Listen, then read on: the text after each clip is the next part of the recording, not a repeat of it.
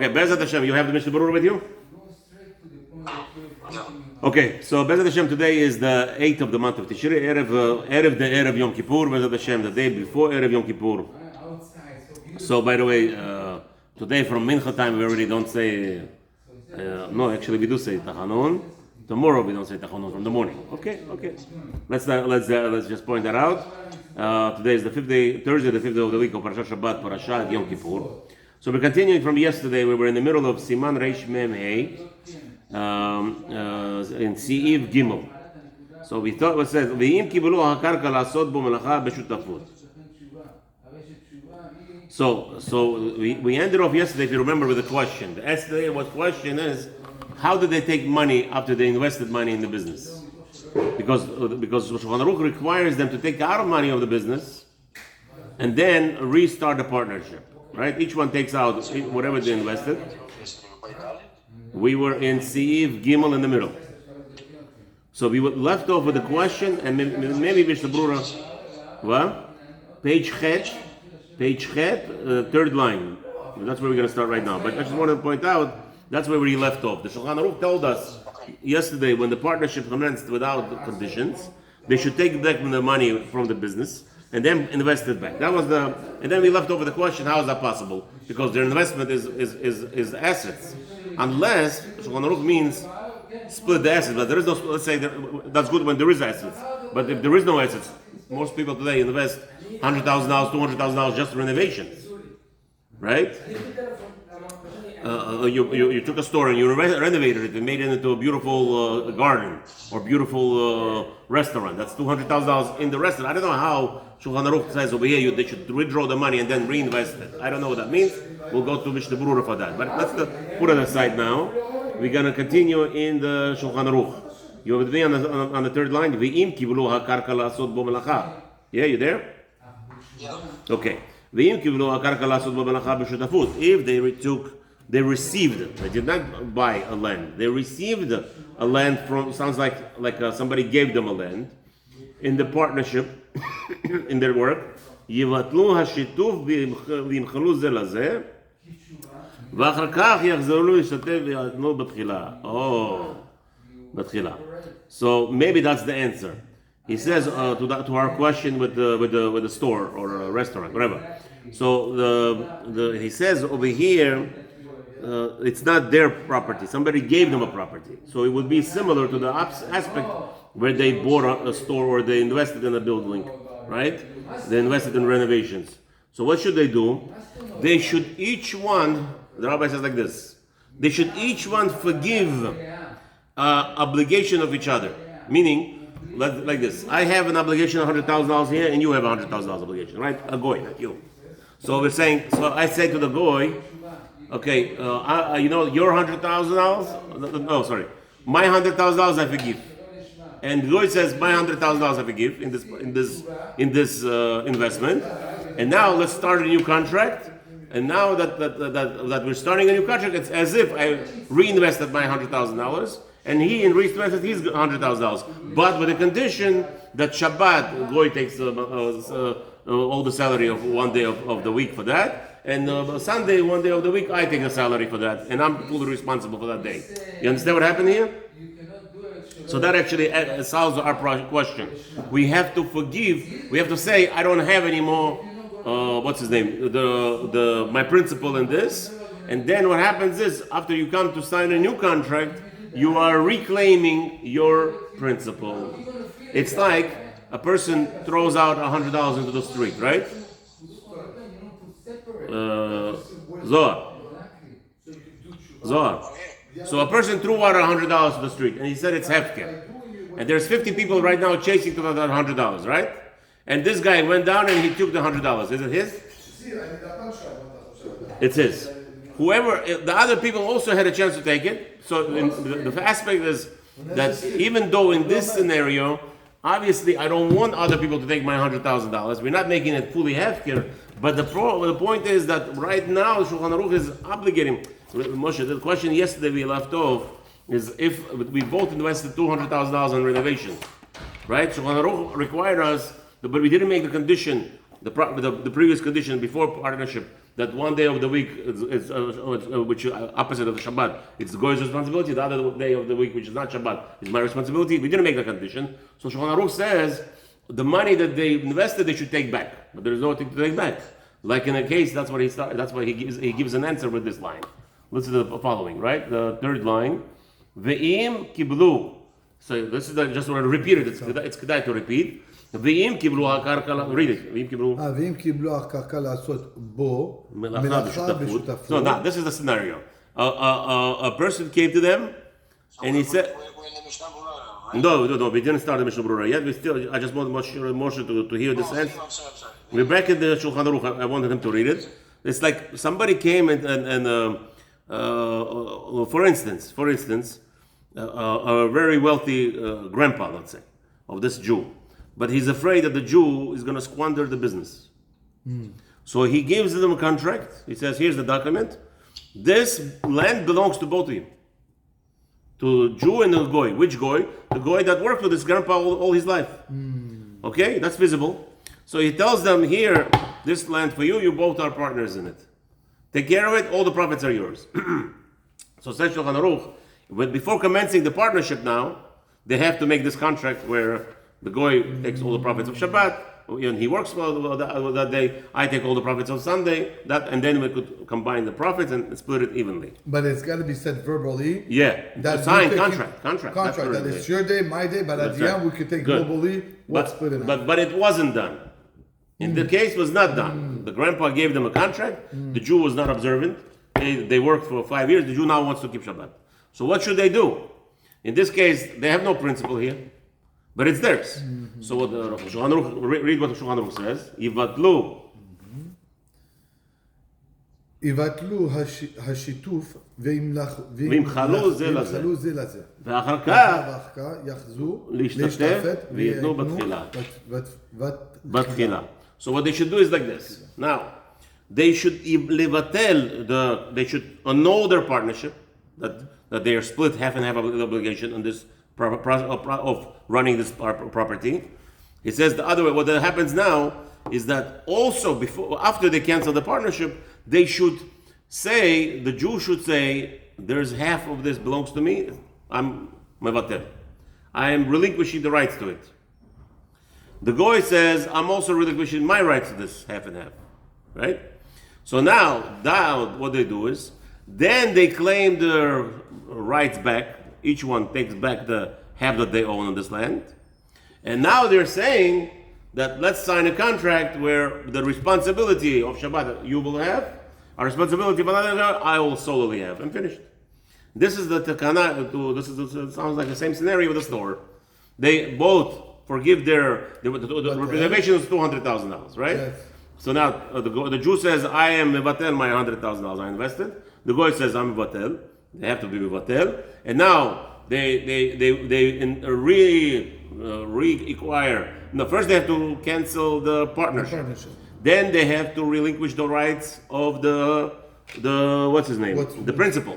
And then they have to take back the principal and now make a new contract. Make a new contract appropriately, says Shulchan Aruch. The guy doesn't want to do that. There is no options. That's the conditions. It's in the writer. I'm relinquishing like a matana menat la'achzir. Yeah, but there was no contract before. Now suddenly they had a contract before. Of course they have a contract before. Yeah, they have a contract. But now suddenly Judah says, yeah, I'm keeping Shabbat now. That's right. Now he has to mevatel everything. He's got to give his part to the goy. No.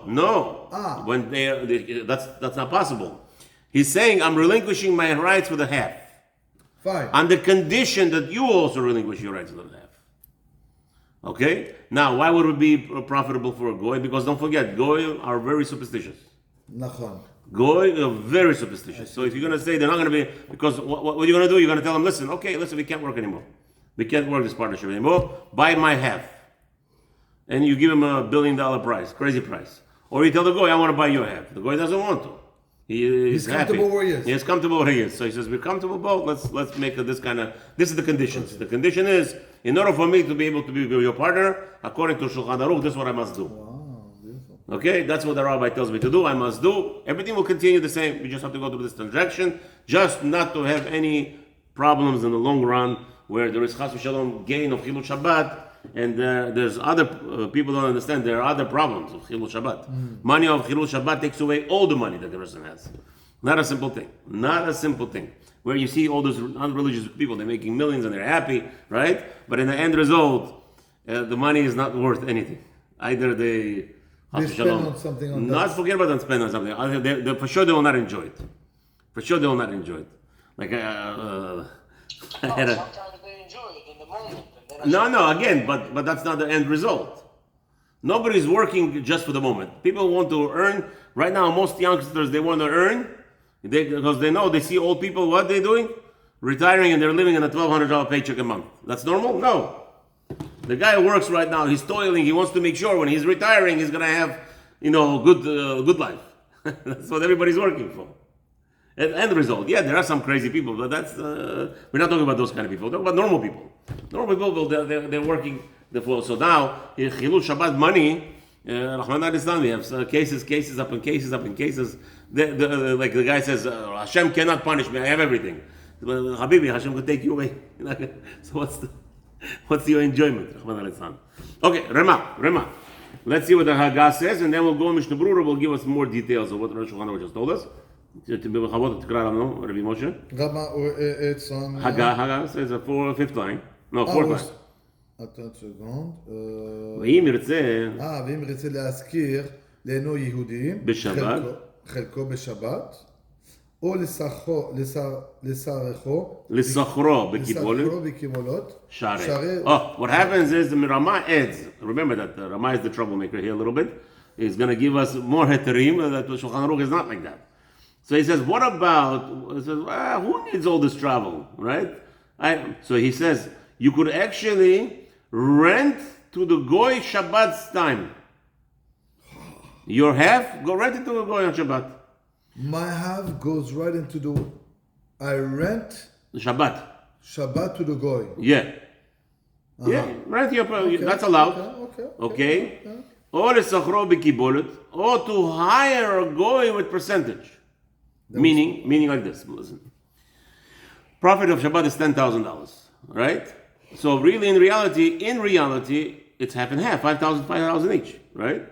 So you tell a Goy, I'm hiring you from that $5,000 that should have been mine.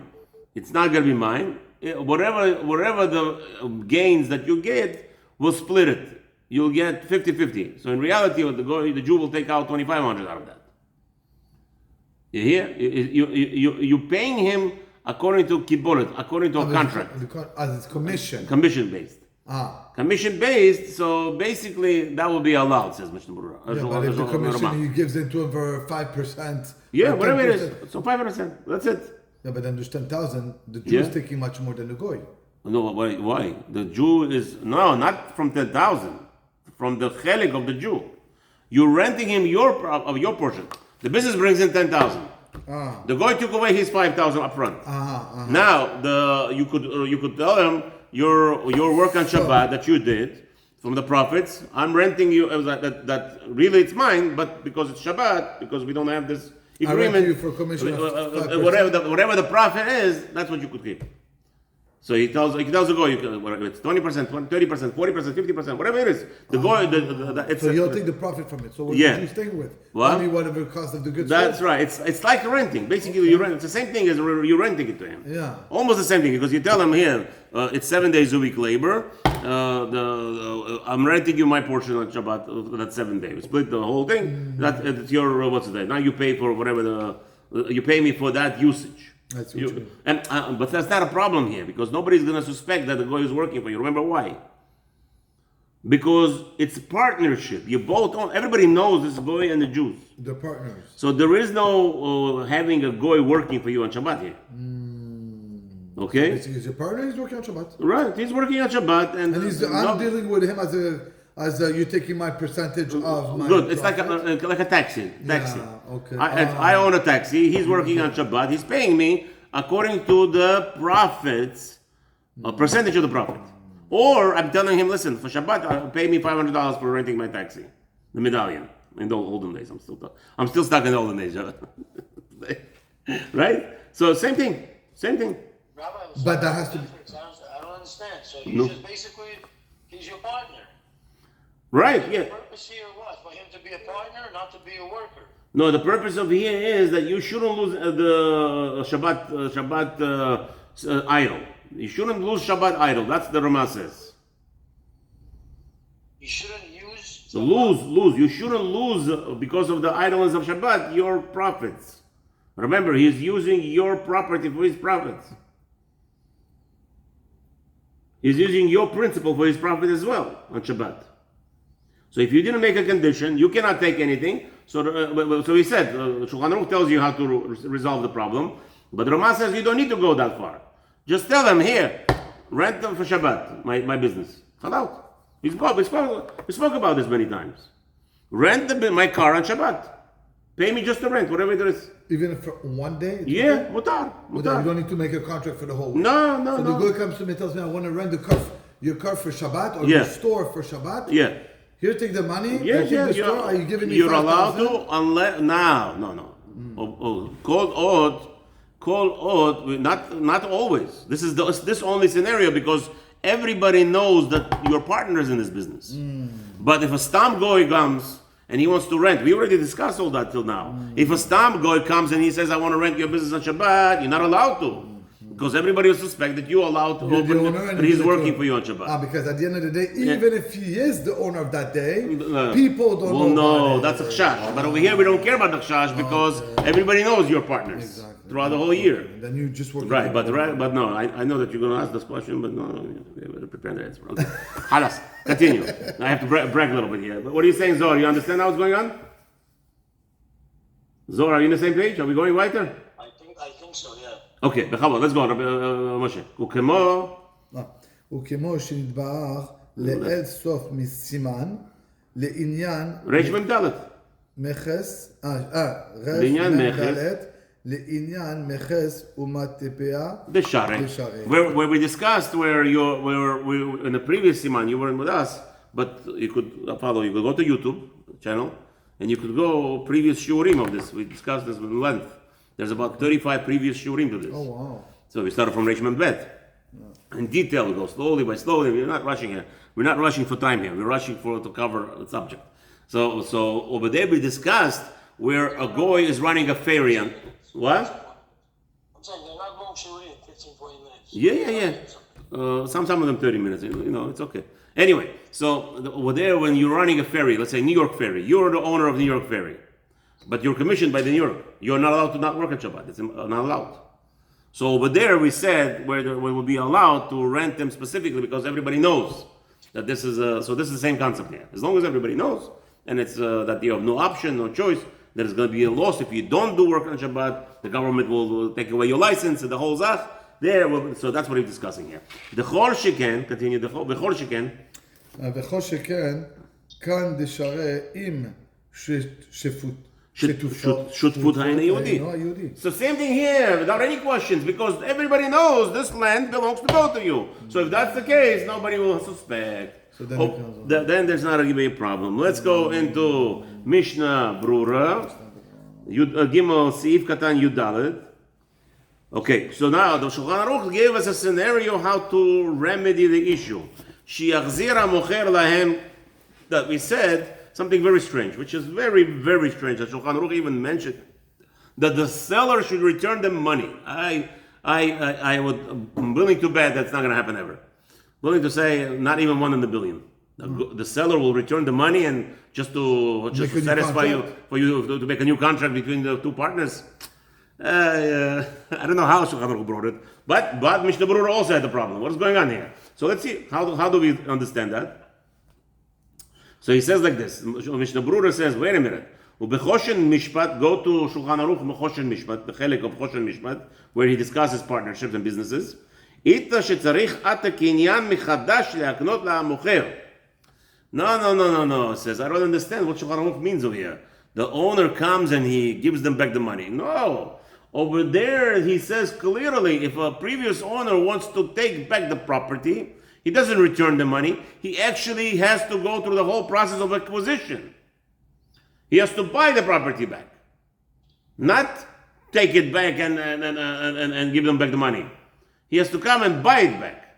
And that's the only way. So the two owners, right now, you're saying now that the previous owner has to come in order. The previous owner has to come and buy it back from them, the land, and then resell it. And then resell. That's right. Who's going to do that? Ay.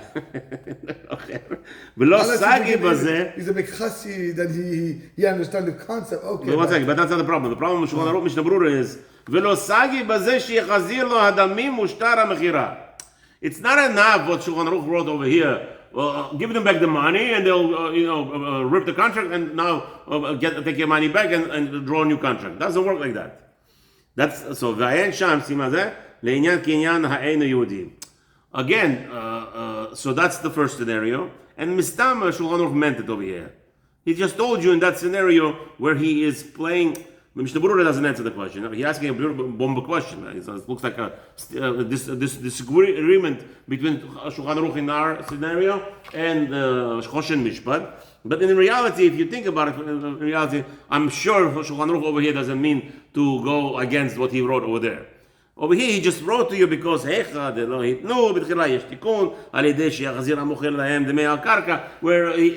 here the Shulchan Aruch is just playing along the lines. So when he's telling you that he should return them, that's what he means actually. He actually means that there has to be acquisition, legal acquisition, that the seller should buy it from them legally and then sell it back to them legally. I'm sure that's what Shulchan Aruch meant. He didn't mean just return and like play a game over here. Well, okay, but if the seller doesn't want to buy it again? Most probably it's never going to happen. So the second solution already. But I would say a second solution would work. The end of Shulchan Aruch will work in that case also. But we'll try to figure out. What was the second one? The second solution was that each one will forgive their portion, and then reclaim it and make a new contract. Okay. I would prefer that, and that would be more. But the question is, why didn't Shulchan Aruch just go to that answer right away? Okay, here there is a buyer in this whole concept. But he says in the second scenario when they got it as a present. Why are you telling me about the case of a present? So we'll see. That's how we have Mishnah Berurah. He'll discuss. But ends of Mishnah Berurah in this Seif Katan, something beautiful. He says like this. We're one line before the end of Yud Dalet. You with me, guys? Ve'ayen sham siman kuf peitet. Also going to Choshen Mishpat, the siman 184 and 194. How is it bichlal possible that a goy acquires anything? A boy could what? A goy could own anything. How is that possible? Wow. Because in reality, why can't a goy go to a Jewish woman and say, "Harei ad mikudeshet li"? Right? And he could tell the Jewish, and he uses those words in English. You are from now on betrothed to me. A goy tells to a Jewish girl. Is she married? No. Why isn't that? And she accepts it. She puts on the ring, she kisses him, and everything is nice and dandy. Is she married to him? For sure not. For sure not. She's a zonah, she's a harlot if she goes with a goy. There is no marriage between a goy and a Jew. No marriage. Because the goy does not have a concept of kinyan. The goy does not have this concept of acquisition. How can he, what is marriage all about between us and a woman? You don't own anything. What happens is the woman says, I am mikudeshet, I am designated, I'm designating my physical needs of a woman and a man interaction to you as my husband. Meaning I'm dedicated 100%, that's why the word is mikudash. The word is, I'm holy to you. Meaning that you're the only one who has the right to touch me. Like anything holy, that could go only to Beit HaMikdash. Wow. Okay? That's why a man is allowed to have 100 different wives. Because he doesn't have that concept of he's holy to a woman. But a woman becomes holy. So this acquisition, a man can never acquire. A goy, I mean. A goy cannot say, okay, now she's betrothed to me, she's my holy property. That I could only do with her the act of building a new future. That's what intercourse is all about. Bringing a next generation. A goy does not have that possibility. He could bring the next generation, obviously. Obviously his sperm mixes with her sperm. The Vlad is a Jew. And it's actually a mitzvah now to work on this guy to become a ger, big mitzvah, such a case. Is it? Of course, big mitzvah now that there is, look, he has children that are Jews, what are you going to do? And also, what about a Jewish boy that went in with the Goya? It's a big mitzvah, says Rav Moshe Feinstein, to take those children and make them Jews. Of the woman. Of the woman, yes. Big mitzvah. Because don't forget, there's a father, there's a Jew. B'ezrat Hashem, that's for you? No. Okay. So over there in Mechoshen Mishpat, Siman 184 and Siman 194 discusses this whole concept. We should actually look one day, maybe we'll make a shiur about this. How a Jew, a goy, has such a thing. How is it possible that this land we're discussing now is owned half and half by a Jew and by a goy? And how now that he could actually be mivatal, he could annul his rights, he could relinquish his rights. I mean, what rights? What rights? If we're telling you a goy has no such a thing. The goy does not have such a concept of his rights, according to Torah. How did this happen here? So the Shulchan Aruch over there will discuss. Very important topic. But let's go weiter. Yeah. Should we start Tetvav? Yeah, Tetvav, it's very small to finish off the Siman. So it says like this. Everybody's with me. Ve'im yirtzeh, right? Ve'im yirtzeh, what is that? And what is the Shulchan Aruch, Mishnah Berurah is talking about?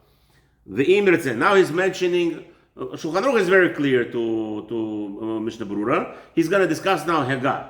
Shulchan Aruch tells us, do this whole concept. But what is this? You want to rent him the Shabbat portion, as the Rama mentioned. So Mishnah Berurah explains. Ayen b'Magen Abraham. Where does he take that from? From Magen Abraham with Taz. שנתקדשו בזה מאוד דלמה יהיה מותר. There's a big argument between Taz and Magen Abraham.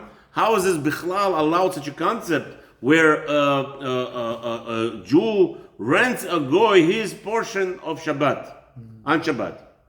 Ve'eno domeh lesiman reish mem desham shari. Over there, it's not similar to what we discussed, and not really similar to what the Siman 200 previously 244.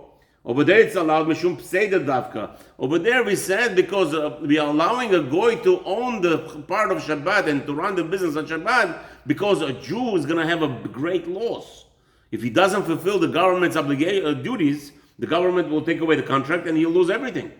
So over there, we give allowance that the Jew tells the goy, okay, the business is yours on Shabbat. And it's also, but in reality, the business is mine, as the Jews. So over there, we allowed it only in scenario where the business will be lost completely. So what's going on here? So why is it allowed? It says Magen Abraham. Teretz Magen Abraham, b'maskana, de'acha ayre shemaskir lo et chelko b'Shabbat behavla'a. No, the only way that is going to be allowed here is if that the part of the Shabbat he actually rents to the goy with avla'a, with the entire package of the whole week. So not like I discussed where you have that $10,000 profit Shabbat, goy takes his portion of 5,000. So the portion of 5,000 of a Jew is split. No, not at all. Not at all. It's split only when there is a general package. When there's a general package, now you split it into 7, right? You split it into 7, and so the whole week, right? So let's say the profit of Shabbat is 10,000. Profit of the whole week is 10,000. So it's 20,000. 21,000, let's say. You split 21,000 now together, all together into 7, you're going to have 3,000 left. So what would be on Shabbat? It would be 3,000, 1,500, 1,500 for both. So now, according to Magen Abraham, the 1,500 of Shabbat, you split according to the division of the profits of the income. Whatever the gain was. The gain was 1,500, you split into 20, 80, the goy takes 20, the Jew takes 80. It turns out that it's not $10,000. No, I didn't understand you. Okay. You're saying that if the Jew, go ahead, sorry. Okay, I painted you the scenario when we were learning Ramah is that the profit of Shabbat is 10,000. Now we split off Shabbat 5, and then from the 5 profit that the goy worked for the Jew's profit, he made for a Jew that profit $5,000. The goy would keep 20%, let's say $1,000, and give the goy 4,000, give a Jew 4,000, give a goy 1,000. Right? From your profit. From the Jew's profit of Shabbat. Magen Abraham says wrong. You cannot do that. Because now it's also Shabbat. So he says, the only way it's going to be allowed is you're going to combine the whole week together. Split the whole week into 7. Now, take the 7th portion of Shabbat, split that into half. The first half goy takes to outright, and then you have the remaining half, which is $1,500. Now split that in 20/80 of the percentage you made up with the goy. And the goy keeps for himself whatever. So now the goy works for himself specifically because he wants the 20% to be higher. Okay? That's what Magen Avraham wants to say. What do you want to say? One more time. Okay. So Magen Avraham says splitting the profit of Shabbat is wrong. And even if it's not real splitting, because in reality, you're telling the goy to work for himself on Shabbat, and the goy made 10,000, so 5,000 right away he took for himself. So even if the portion of a Jew, that 5,000, the goy is going to take 20% of that. And we still consider that to be a goy is working for himself because he wants the more money, the more he sells, the more money he makes. But Magen Avraham says no, that's not going to be allowed because it still has a name of working on Shabbat. Okay, and the allowance that the Rama is using from Siman 244, where there was no choice because the Jew is going to lose all the business. The government is going to cancel his contracts. So over there we allowed it. But over here he says it has to be done behavla'ah, it has to be done with the whole package. So now it turns out to be that if the profit of Shabbat is 11,000, the whole week is 10,000, you mix together, 20, I'm just making simple numbers, 21,000, you mix together 7 days, split it into 7, 3,000 each.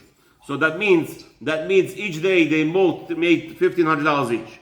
But on Shabbat portion, the goy takes his 1,500, then the remaining 1,500 of a Jew is split because that's the gain that he made for the Jew. Split into the profit that we made a contract. Because you worked for me, you take 20%. So the Jew can never split the profit in general on Shabbat, no matter what happened. Because the case was that they made a contract. They didn't make the contract. That's right. Okay. That's right. So before they made the contract, you can take the global. No At the end problem. of the month, you come. Here's this your part, my part. Thank you. Have a nice day. The Jews working on Shabbat, everything's happy. Beautiful. If it's in the middle of the contract, then you have to figure out the way it works, and that's where we come. Well, that's where we could explain it. Okay. The Haino, so explaining the Mishnah Berurah, Zohar, if you have any questions, just hold on to a second, let's hear inside. The Haino HaMazkir Lo Kol Yimei HaShabbatot Shelo Im 2 ו3 Yamim Mimei HaChol. Because now when it's a total package, it's because, why is that allowed? It's still Menachet Shabbat, so he says it's because you're actually renting it to him like with other days. The two later come mishum schar Shabbat, and once that is the case, when there is behavla'ah, and there is total general profit for the whole week, there's no more generally just for Shabbat. Umad deshare bekibolet ma'iri gam ken shelo yachiched lo Shabbat beikabolet. Also, with the contract, when you have a contractual agreement, you're not paying him specifically for Shabbat. You're paying him specifically for the entire week. So it's for the entire week, so there's no Shabbat here involved at all. אלא בסתם הכל אימת שתעשה בעצמך, ותריח לי כך וכך, אתן לך כך וכך. Because over here, so long, you tell the goy, really what you're telling the goy, so long as you make bigger profit on Shabbat, you will make more profit from that, from my portion, and therefore that's going to be allowed.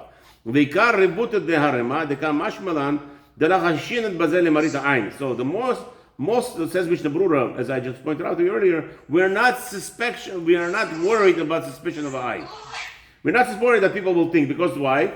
We're not worried that people are going to say that a goy is working for a Jew. Because everybody knows that the business is owned by both. And we already explained earlier. Why did he write what we learned earlier? What we learned in Siman 244. What does that mean? That's what he meant. He really meant it's not the same scenario like there in Siman 244, because right now we already outlined it's not the same thing. Over there was a problem. Over here there is no major problem of losing business. Over here it's not that you're losing business, you're just not making money. Over there we allowed because you're losing business, because you could lose a contract, because the government will take away from you your rights. Therefore, you're allowed to rent it to a goy. But here, there is no such a thing. Nobody's going to take your land away from you. You're not going to lose your building. You're not going to lose your property. So that's not a problem. So what he meant over there was that the concept is that there is no marita ayin. Because over there also, everybody knows that you cannot work on Shabbat and you lose your contract if you don't produce, if you don't mint money, if you don't collect taxes and the whole stuff. V'chol sheken hacha deleka merita ayin. So to here, there is no of a suspicion of eye. Klal kivan shehu b'shutafut imahen Yehudi, because everybody knows there's a partnership in this property with the goy. V'chen ataz masig ledina de'enu mutar bazeh ela. So how come Taz argues on Mogen Avraham? It says it's not allowed. Ela behavla'a. So he says this whole concept of Ramah is arguing, but they agree on one thing: if it's a general weekly split, that will be allowed. You have to be very cautious not to make a sound that there's any split of Shabbat profits. As we already discussed very diligently, says Mishnah Berurah, that there has to be cautious uttering the word Shabbat in any discussions. Whoever needs to make parnasah, go to make parnasah without any concerns, or any problems, and any worries. Amen.